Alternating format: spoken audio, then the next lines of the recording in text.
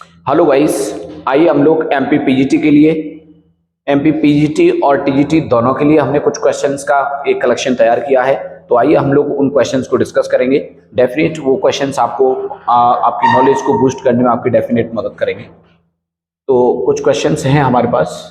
देखो क्या लिखा है, which of the following references does not appear in Tennyson's यूलिसस।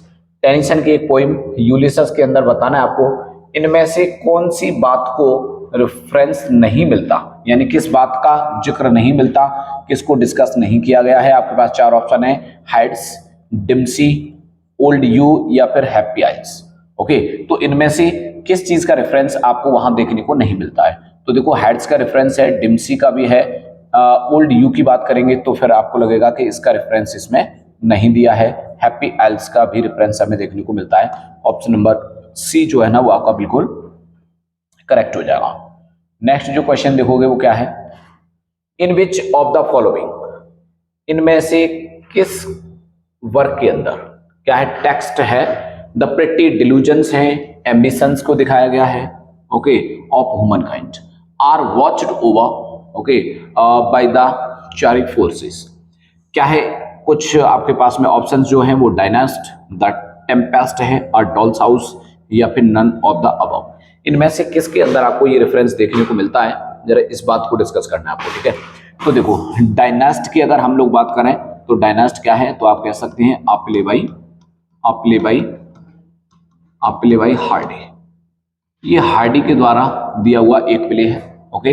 वैसे आप जानते हैं कि हार्डी क्या है, एक रीजनल नोवेलिस्ट है, बट उसने एक प्ले भी लिखा है जिसका नाम क्या है, द डायनास्ट। और इसी प्ले के अंदर आप देखोगे ये आपको रेफरेंसेस देखने को मिलते हैं। ऑप्शन नंबर जो सी, ऑप्शन नंबर ए है ना वो बिल्कुल सही हो जाएगा।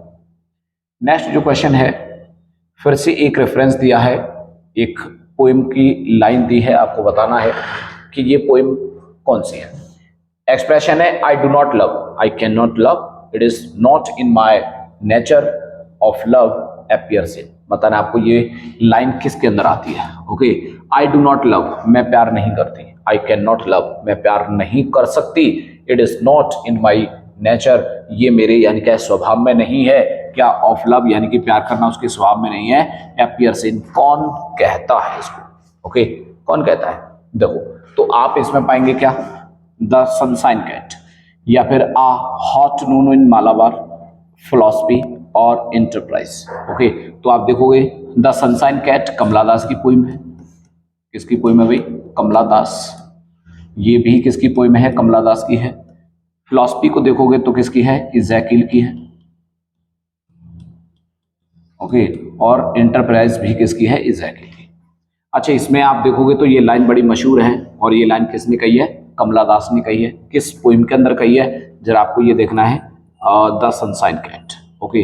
तो द सनशाइन कैट, ये इस पोइम के अंदर ये एक बहुत ही मशहूर लाइन आती है कि I do not love, okay, क्योंकि उस पर वो थोड़ा सा यानी क्या करती है, कमला दास आपको मालूम है एक कन्फेशनल पढ़ रही है, उसने अपने लेखों में हर प्रकार की सेक्सुअल थीम को भी यानी क्या खोल करके डिस्कस किया हुआ है, ओके। तो ये बातें वही कहती है कि आई डू नॉट लव, मैं प्यार नहीं करती, मैं प्यार कर ही नहीं सकती, प्यार करना मेरे नेचर में नहीं है, ओके। तो ये लाइन कहाँ आती है, तो आप देख सकते हैं कि ये लाइन आपको देखने को मिलेगी द सनशाइन कैट के अंदर। नेक्स्ट जो क्वेश्चन है हमारे पास क्या है, देखो, in night of the scorpion, एक पोइम है निसिम इज़ैकिल की, ओके भी, in night of the scorpion, the narrator's father is mentioned not as someone.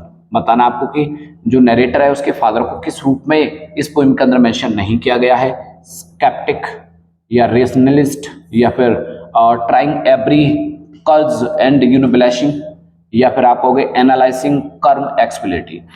जब निसिम इज़ैकिल आप ये पोइम पढ़ेंगे तो उसमें आप पाएंगे कि उसकी माँ को जब एक बिच्छू काट लेता है तो सभी गांव वाले यानी क्या है आते हैं और वो उसे कर्मों का फल बताते हैं, ओके। अच्छा हुआ कि काट लिया तो उसको यानी क्या है कि कर्मों का फल है, कर्मों का फल तो भोगना ही पड़ता है। इस प्रकार से सब लोग अपना एनालिसिस देते हैं, लेकिन इज़ैकिल की माँ कहती है अच्छा हुआ उसने मुझे काटा है, मेरे बच्चों को नहीं काटा, ओके। लेकिन उसके फादर का रेफरेंस आपको किस रूप में मिलता है, तो देखो उसके फादर एक रेशनलिस्ट होते हैं उसके अंदर। इसमें आप देखोगे तो ट्राइंग एवरी यानी क्या है पॉसिबल वे, एक पॉसिबल जो वे होता है ना एक, उसको क्या करते हैं, ट्राई करते हैं, जो भी पॉसिबल वे है, ब्लेसिंग है, उनको आजमाते हैं, लेकिन एनालाइजिंग कर्म एक्सप्लेटिव, वो कर्म को कभी भी एक्सप्लेन नहीं करते, वो ये नहीं कहते हैं कि ये कर्म के कारण हुआ है। ओके, तो ऑप्शन नंबर डी जो है ना वो आपका बिल्कुल सही हो जाएगा। नेक्स्ट जो क्वेश्चन है हमारे पास वो क्या है, देखो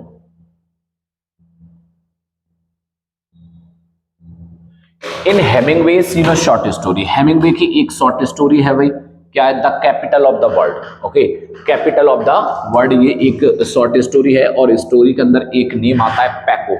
पैको इज द डिमिनिटिव ऑफ, बताना है आपको कि पैको जो है ना एक शॉर्ट नेम है, वो किसका नेम है, प्याको का या फिर पिकाशू का या फिर आप बोल सकते हैं फ्रांसिसियो या फिर पैट्रिक का है। ओके, तो देखो आपको एक चीज बता दें कि the capital of the world, इसके अंदर देखोगे तो क्या है, इसके अंदर एक यंग बॉय की कहानी है, जिसमें वो यंग बॉय क्या करता है, जिसमें वो यंग बॉय जो है ना अपना गांव छोड़ करके और एक दूसरी जगह पर मैड्रिड नाम की यानी कि एक कैपिटल में आ जाता है, जहां रोमांस की तलाश में, ओके, प्यार की तलाश में उधर आता है।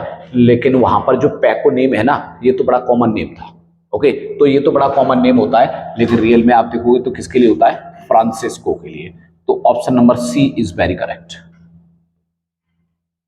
नेक्स्ट जो क्वेश्चन है हमारे पास, और नेक्स्ट क्वेश्चन क्या है, देखो the meaning of the means matters is, बताना आपको कि मीन्स मैटर्स इस फ्रेज का क्या मतलब है। टू स्पीकिंग इनडायरेक्टली, ओके, या टू स्पीक लाउडली, या टू ग्लॉस ओवर, या फिर none of the above. Okay, तो देखिए मीन्स मैटर का मतलब क्या होता है, option C gloss over. Okay, ये ऑप्शन सी इसका जो बिल्कुल करेक्ट होगा। नेक्स्ट जो क्वेश्चन है हमारे पास, find out the figure of speech, एक फिगर ऑफ स्पीच है, इसको थोड़ा सा डिस्कस करेंगे आप। और क्या लिखा है, देखो he received a मॉर्टल wound. Okay, मॉर्टल wound, अब आप देखोगे इसको तो मॉर्टल और आगे क्या लिखा हुआ वुंड, वुंड क्या है, एक नाउन है, नाउन के आगे मॉर्टल लिखोगे तो मॉर्टल क्या बन जाएगा, एक एडजेक्टिव बन जाएगा। ओके, अब आप एक चीज देख सकते हैं कि कभी भी, ओके, कभी भी आप देखोगे तो वुंड जो है ना कभी मॉर्टल नहीं हो सकता। ओके, ये अच्छा, ये मॉर्टल जो वर्ड है ना वो रियल में वुंड के लिए यूज होना ही नहीं चाहिए था, लेकिन हमने क्या कर दिया है, किसी भी एडजेक्टिव का जब हम प्लेस चेंज कर देते हैं तो उसे हम लोग क्या बोलते हैं, ट्रांसफर कर दिया हमने किसको, एपिथेट, यानी कि जो विशेषता किसी और को देनी थी किसी और को दे दी हमने। Option number B is very correct, transfer epithet. Next जो क्वेश्चन है वो क्या है, एक स्पेलिंग का रूल बताना है आपको। विच of the following spelling rule is incorrect, बताना आपको कि इनमें से कौन सा स्पेलिंग का जो रूल है ना वो इनकरेक्ट की फॉर्म में इनकरेक्ट लिखा हुआ है। If the accent does, okay, fall on the last syllable the consonant is double. क्या होता है, देखो इन द एसेंट, अगर एसेंट जो है ना fall on the last syllable, अगर लास्ट वाले यानी कि वर्ड पर थोड़ा सा एसेंट आता है तो आप देखते हैं कि जो कॉन्सोनेंट होता है वो कई बार डबल कर दिया जाता है। If the final consonant is I, okay, final जो कॉन्सोनेंट है वो क्या है, I, it is always doubled with only exception, ये एक एक्सेप्शन के साथ इसको केवल डबल कर दिया जाता है। Short monosyllabic syllables never doubled their final consonant, या फिर आप कह सकते हैं कि when followed by I N G the E is always dropped except when the final E is proceeded by a vowel with it forms one sound. तो देखो इसमें क्या होगा, इसका ऑप्शन नंबर सी जो होगा ना वो बिल्कुल ठीक होगा।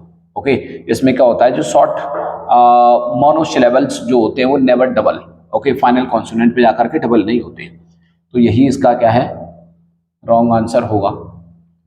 To take the bull by horns, ये एक इडियम है, आपको बताना है क्या मतलब है इस इडियम का। To take bull by horn, bull तो जब समझते ना, बुल को किसके द्वारा कवर करना, हॉर्न, उसकी सींग पकड़ लो, सींग पकड़ लोगे, अगर सींगों को तुमने कंट्रोल कर लिया तो इसका मतलब क्या है, आपने बुल को कंट्रोल कर लिया होगा। इसका मतलब क्या हुआ कि face a difficulty with less confidence, थोड़ा सा कम कॉन्फिडेंस के साथ में आप क्या करना, डिफिकल्टी को फेस करना। रन अवे फ्रॉम डिफिकल्टी से भागना, या pull the bull's horn, bull के जो हॉर्न्स हैं उनको खींचना, या फेस आ डिफिकल्टी बोल्डली, या किसी समस्या का डट के सामना करना। तो देखो अगर आपने बुल की जो सींग है ना वो पकड़ ली है तो आप समझ सकते हैं कि आप अब तो बिल्कुल खुल करके उसका सामना कर रहे हो। तो face difficulty boldly. Okay, option number D is very correct. Next question देखोगे तो क्या है, विच अमेरिकन पोइट या फिर पोइटेस, विच अमेरिकन पोइट और poetess won the Pulitzer Prize for poetry 4 times in his or her life। मतलब आपको कि कौन ऐसा अमेरिकन पोइट या पोइटेस है जिसने 4 बार पुलित्जर प्राइज जीता हुआ है। क्या रॉबर्ट फ्रॉस्ट है, या फिर वोल्ट विटमैन है, या एमिली डिकिंसन, या फिर कमला दास। ओके, तो देखोगे इसका सही आंसर क्या है, रॉबर्ट फ्रॉस्ट है। रॉबर्ट फ्रॉस्ट ही एक ऐसा व्यक्ति है जिसने 4 बार, एक ऐसा पोइट है जिसने 4 बार पुलित्जर प्राइज जीता हुआ है। कब जीता था तो आप देख सकते हैं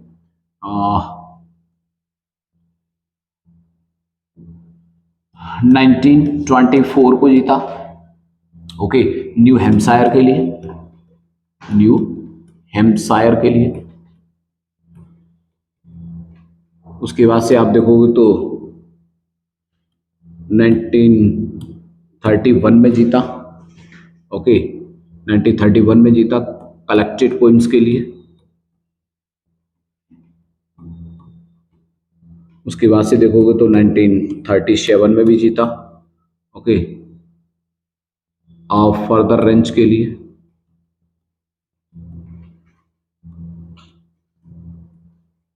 और उसके बाद से 1943 में भी जीता आप विटनेस ट्री के लिए। ठीक है भाई, आप विटनेस ट्री।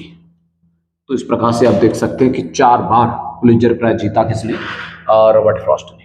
ओके, तो रॉबर्ट फ्रॉस्ट जो है ना एक अमेरिकन राइटर में बड़ा फेमस है, 4 बार पुलित्जर प्राइज जीत चुका है। ओके, तो option number A is very correct. The correct spelling is, अच्छा एक स्पेलिंग आपको बताना है, स्पेलिंग को टेस्ट करेंगे आप, कौन सी स्पेलिंग सही है, PERSEVERANCE, या फिर PERSIVERANCE, या PERRSIVARANCE। Okay, PERSEVERENCE, perseverance. तो देखो इसके लिए क्या वर्ड देंगे आप, perseverance, PERSEVERANCE। Option number A is very correct. Perseverance कहते हैं धैर्य, लगातार काम करने की जो हिम्मत है, जो साहस है आपके अंदर, उसे क्या बोलते हैं, perseverance. Option number A is very correct.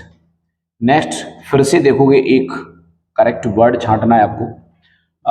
Word क्या है आपके पास, हेमोरेज, HAEMORHAGE, या HAMORRHAGE, या HAEMORRHAGE, या फिर HEMORRHAGE। ओके, तो देखो हेमोरेज की स्पेलिंग क्या है, HAE, क्या आना चाहिए, HAEMORRHAGE। Option number C is very right. Next जो क्वेश्चन है आपके पास, फिर से एक वर्ड ही देखना है आपको, और ये बहुत ही मोस्ट इंपोर्टेंट वर्ड है, ध्यान रखिएगा। ओके, अगर यहीं से स्पेलिंग अगर टेस्ट आता है तो डेफिनेट आपको इनमें से क्वेश्चन मिलेंगे। ACCOMMODATE, या ACCOMMODATE, दोनों सेम है क्या, दोनों सेम हो गया। ACCOMODATE या ACCOMODETE। ओके, तो आप क्या करेंगे, दोनों में से कोई सी भी मान लीजिएगा, दोनों सेम हो गई है। ACCOMMODATE, accommodate. तो ऑप्शन नंबर ए या फिर बी, इसे आप सही मानेंगे। नेक्स्ट जो फिर से एक स्पेलिंग आपको देखना है, और स्पेलिंग क्या है देखो, EFLORESCENCE, या फिर आप कहोगे EFFORASCENCE, या EFFLORESCENCE, EFFLERESCENCE। तो इसके लिए देखो option number C is very correct. Okay, तो स्पेलिंग क्या होगी, EFFLORESCENCE। ओके, नेक्स्ट जो क्वेश्चन हमारे पास, फिर से एक क्या देखना है आपको, एक वर्ड को देखना है, एक स्पेलिंग टेस्ट करनी है फिर से, रेमिनिसेंट, REMINESCENT, या RIMINESCENTE, या RIMINISCENT, REMINISCENT। ओके, तो रेमिनिसेंट देखोगे option number D is very correct.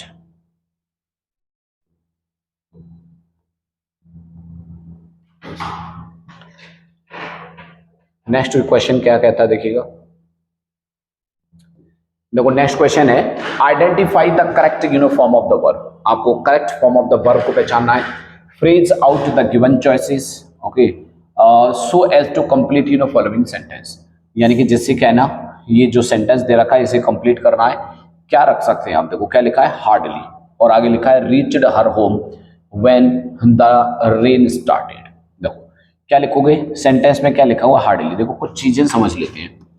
अगर किसी भी सेंटेंस की शुरुआत होती है किससे, हार्डली से, या हो रेयरली से, या आप कह सकते हैं स्कार्सली, या फिर आप कह सकते हो बेयरली से, ओके, या फिर आप कह सकते हो नेवर से, या फिर आप कह सकते हो नो सूनर।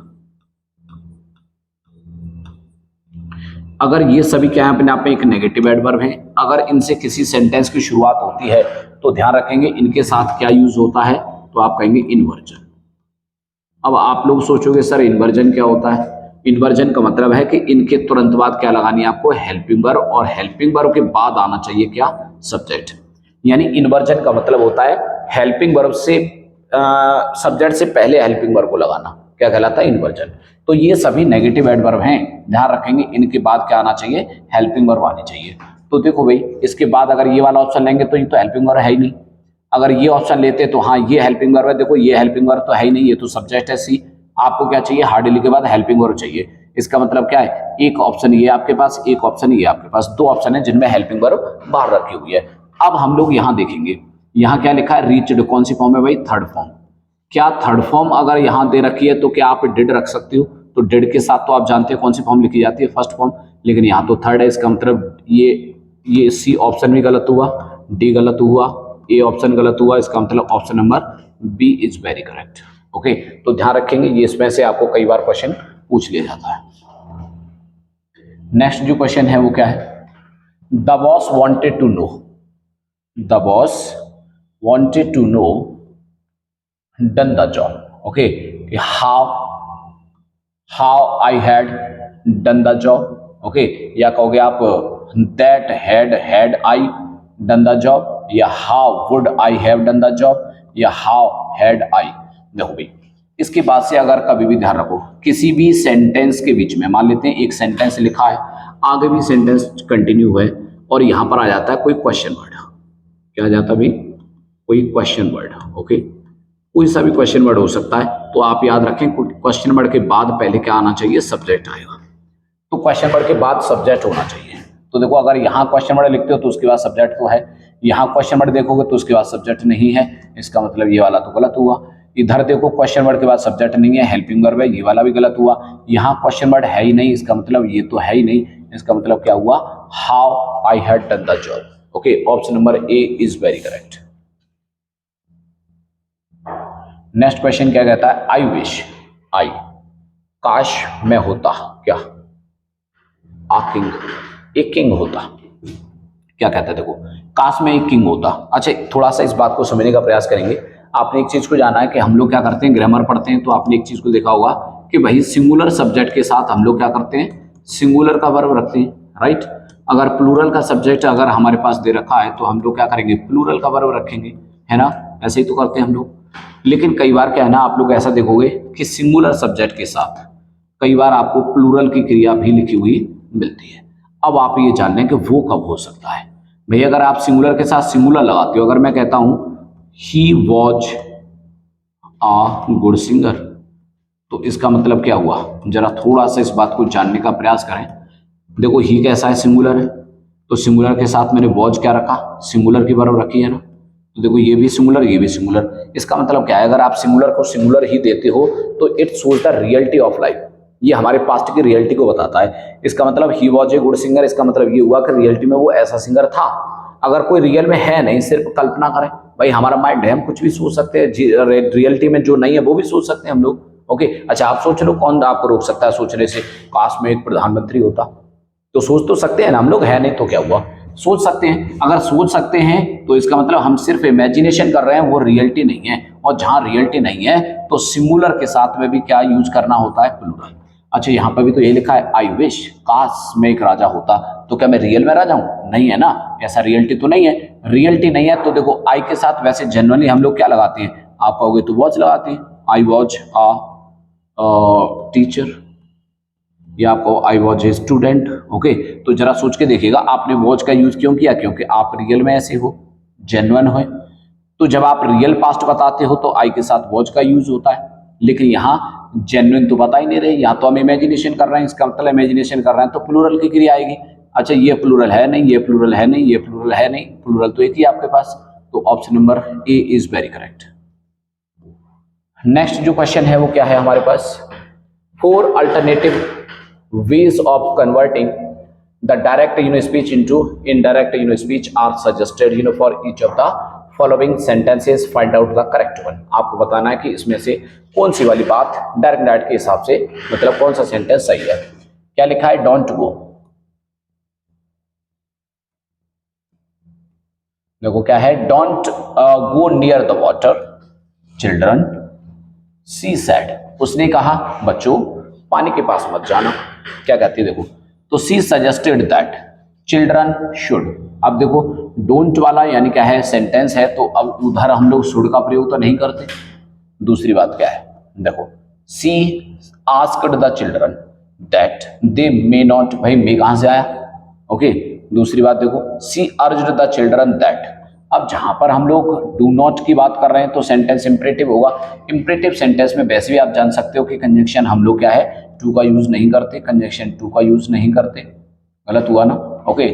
दैट का यूज नहीं करते, ये क्या है, दैट ही तो है, ओके। तो दैट का यूज नहीं करते, दैट का नहीं करते, दैट का नहीं करते। देखो क्या लिखा है, she want the children not to, किसका यूज होना चाहिए, टू का। Option number D is very correct. Next फिर से एक इनडायरेक्ट को आपको डिस्कस करना है, पहचान करोगे कि कौन सा सेंटेंस सही है। He said please please give me another chance, okay. अच्छा अगर हम किसी एक सेंटेंस में 2 बार प्लीज शब्द लिखते हैं तो रिक्वेस्ट को 2 बार नहीं लिख रहे हैं, आपको ध्यान रखना। इसका मतलब क्या है, हम थोड़ा सा बोल्ड रिक्वेस्ट कर रहे हैं, क्या कर रहे हैं, थोड़ा बोल्ड रिक्वेस्ट कर रहे हैं, ठीक है। क्या कहता है देखो, ही सेड पोलाइटली दैट। अच्छा बताओ, अब जिस सेंटेंस में हम लोग प्लीज का यूज कर रहे होते हैं, इंपरेटिव हुआ, वो भी इंपरेटिव हुआ, तो क्या इंपरेटिव सेंटेंस में दैट कंजंक्शन आता है, तो आप कहोगे सर दैट तो नहीं आता, तो गलत हुआ ये तो। He begged them to give him another chance, okay. उनने क्या किया, बहुत ज्यादा यानी क्या है, विनती की, या फिर आप कह सकते हैं he requested if he can be given another chance. देखो इफ कंजंक्शन नहीं लगाते, इफ नहीं लगाते, इसका मतलब ऑप्शन नंबर बी जो है ना वो बिल्कुल सही हो जाएगा आपका, ठीक है भाई।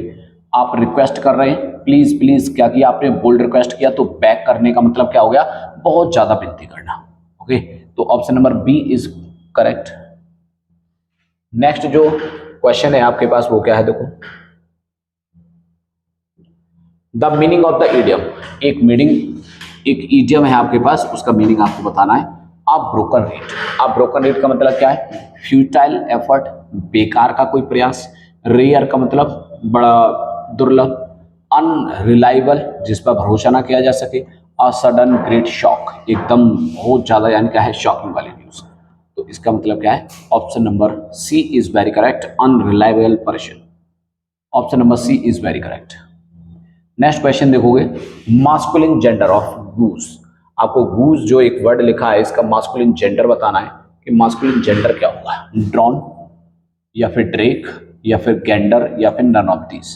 अच्छा ड्रोन, ओके, ड्रोन और ड्रेक, ये गैंडर, 3 वर्ड आपके पास लिखे हुए हैं। गूज कहते हैं हंस को, ओके, तो इसके लिए सही ऑप्शन क्या होगा आपके पास, गैंडर, ओके। डक का फेमिनाइन बताओ चलो, मतलब डक इसका क्या होगा, फेमिनाइन होगा, तो आप इसके लिए क्या दे सकते हैं, डक, ओके। डक इसका फेमिनाइन है तो ड्रेक क्या हो जाएगा उसका, आप कह सकते हैं कि मास्कुलिन जेंडर। ड्रोन क्या होता है, बी, मधुमक्खी को क्या बोलते हैं, बी, और बी का मास्कुलिन क्या हो जाएगा, drone. In the same way आप देखेंगे तो गूज के लिए क्या होगा, gander, okay. Option number C is very correct. Next जो क्वेश्चन है हमारे पास फिर से एक डायरेक्ट से क्वेश्चन है, हाँ, नरेशन से। Which of the following is not correct with reference to narration. Narration के हिसाब से बताना है कौन सा नियम नरेशन पर लागू नहीं होता। In changing direct speech into indirect speech, okay, a simple present becomes a simple past, तो ऐसा तो होता है। अच्छा, ये क्या कह रहा है, इस बात को भी थोड़ा सा ध्यान देंगे आप। नॉट करेक्ट, कौन सा करेक्ट नहीं है, तो बताओ। आप जानते हैं जितने जो सिंपल प्रेजेंट होते हैं वो चेंज होकर के सिंपल पास्ट हो जाते हैं, ऐसा तो होता है। The shall of the future, okay, future tense में आने वाला जो शैल होता है, okay, is changed into shall, shall को शैल में बदल दिया जाता है, और एंड शुड और शुड में बदल दिया जाता है, ओके। अच्छा, दूसरा देखो, वैसे शैल को शैल में बदलते हैं तो आप कहेंगे शैल को शैल में तो नहीं बदलते। दूसरा पढ़ के देख लेते हैं पहले सबको। The will of the future tense, जो विल है फ्यूचर टेंस का will, future tense is changed into shall, तो आप क्या करते हो, विल को शैल में चेंज कर देते हैं, एंड शुड और शुड में चेंज करते हो। तो क्या ऐसा होता है विल को हम लोग शैल बना दें, तो ऐसा नहीं होता। The pronouns of the direct speech are changed wherever necessary, जहां कहीं भी जो प्रोनाउंस होते हैं उनको चेंज करने की जरूरत, जहां जाओ वहां चेंज कर देते, तो ये बात तो सही है, जहां जरूरत है वहां चेंज करते। Okay, the will of the future tense is changed into shall, कभी भी हम विल को शैल नहीं बनाते, ओके, ऐसा कभी नहीं होता भाई, बिल्कुल सेल नहीं बनाते हैं। हाँ, ऐसा भी हो सकता है कि कहीं सेल लिखा है तो वो सेल को आप सेल भी लिख रहे हो, लेकिन कभी भी बिल को सेल में चेंज नहीं करोगे। ऑप्शन नंबर सी।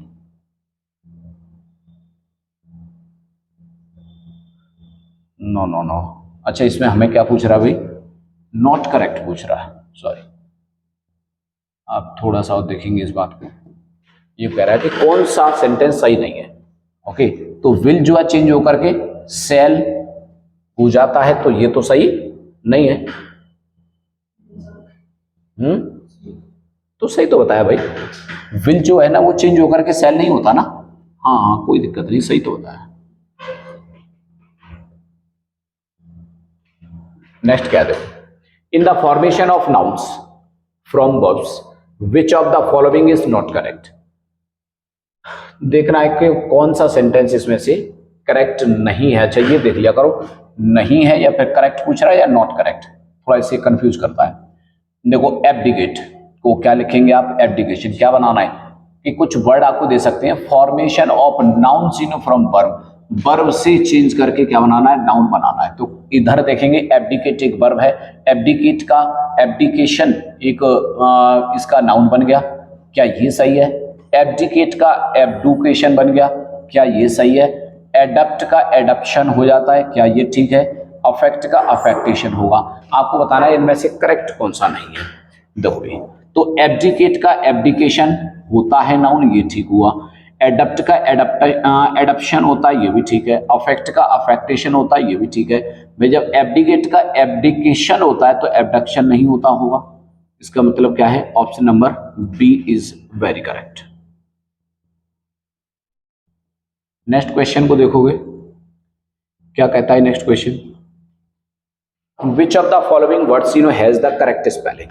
आपको फिर से एक करेक्ट स्पेलिंग बतानी है।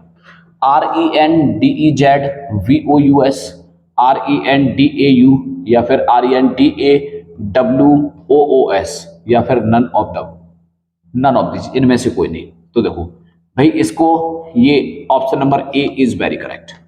प्रोनाउंसिएशन भी जान लीजिएगा, इसे क्या बोलते हैं, रेंडेबू। रेंडेज वस सा नहीं बोल रहे हैं आपको, ठीक है, रेंडेबू क्या बोलोगे, रेंडेबू। ओके, और ये ध्यान रखेंगे, ये क्या है, एक फ्रेंच का वर्ड है। Okay, a French word, a French word, ठीक है भाई, एक फ्रेंच का वर्ड है। ओके, रेंडेवू, जिसका मतलब क्या होता है, तो आप कह सकते हैं ट्रिस्ट।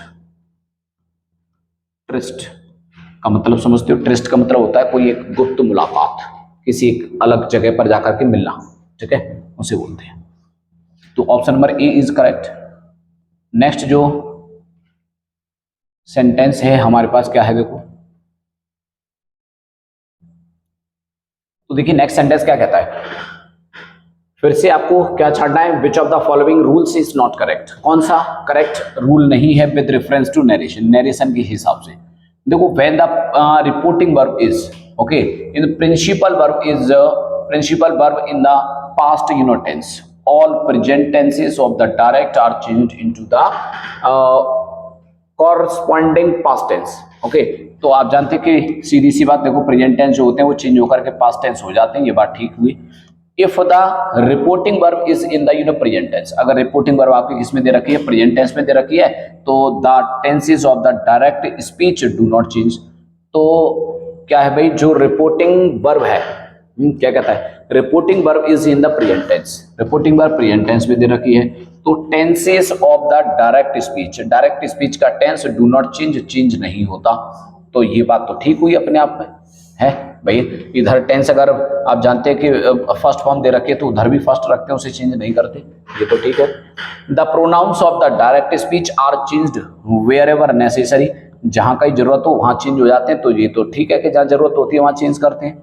उसके बाद है words expressing nearness in time और प्लेस नेवर चेंज्ड, जो ऐसे वर्ड जो नियरनेस को दर्शाते हैं टाइम के मामले में या फिर किसी प्लेस की मैटर में, तो उन्हें कभी भी चेंज नहीं करते। लिखा है देखो, प्लेस नेवर चेंज, कभी चेंज नहीं होते, तो आप जानते हैं ऐसा नहीं होता है। Option number D is very correct. Okay भाई, ऐसा नहीं होता डायरेक्ट डायरेक्ट के अंदर, ये नियम आपका गलत है, तो आपका ऑप्शन नंबर डी जो है ना वो सही होगा। नेक्स्ट जो क्वेश्चन है, फिर से एक ग्रामेटिकल क्वेश्चन आपको डिस्कस करना है, और क्वेश्चन क्या है देखो, which of the following statement is not correct with reference to English grammar. English grammar के रेफरेंस के हिसाब से देखना है कि कौन सा सेंटेंस नॉट करेक्ट, करेक्ट नहीं है।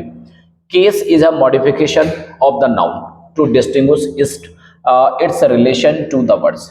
जो केस होता है ना, उसका जो केस का मॉडिफिकेशन है वो क्या करता है, वो noun to distinguish relation to other words, दूसरे शब्दों से अपना रिलेशन व्यक्त करता है, तो ये बात ठीक है, अपना रिलेशन बताता है। नॉमिनेटिव केस है जो no relationship with a finite, जो नॉमिनेटिव केस होता है भाई उसका फाइनाइट वर्ब से कोई लेना देना नहीं होता, तो ऐसा नहीं है, लेना देना उसका होता है।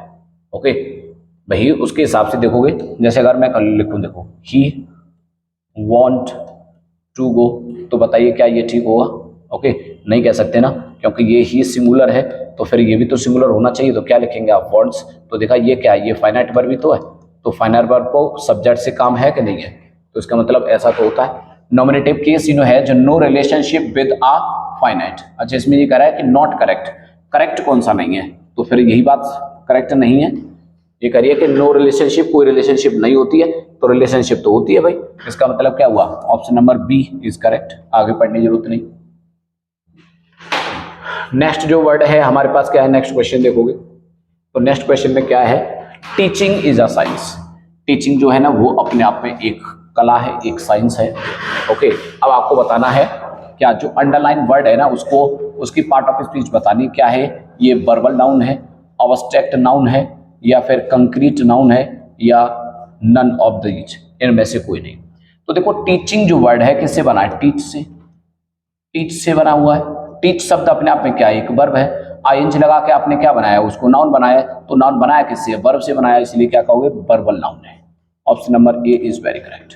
ओके, तो ऑप्शन नंबर ए जो है ना वो बिल्कुल सही हुआ।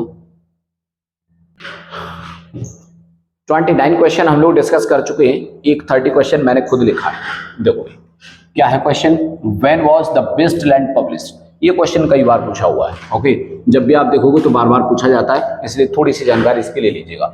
Okay, when was the best land publish, best land जो है ना ये कब पब्लिश हुई है। ओके, तो ये क्वेश्चन आप देखोगे तो काफी बार आपको पूछा जाता है कि भाई जो बेस्ट लैंड है ना ये कब पब्लिश हुई है। ओके, तो देखो क्या 1920 के अंदर हुई है, 1922 या 1923 या 1926। तो देखोगे इसका ऑप्शन नंबर जो बी है ना वो बिल्कुल सही है। ओके, ऑप्शन नंबर जो बी है ना वो बिल्कुल सही है, यानी कि 1922 के अंदर ये पोइम जो है ना वो पब्लिश हुई। ओके, ये पोइम किसने लिखी हुई है, तो आप कहोगे टी.एस. इलियट की लिखी हुई है, टी.एस. इलियट ने लिखा इसको। ओके, कब पब्लिश कराया, 1922 के अंदर।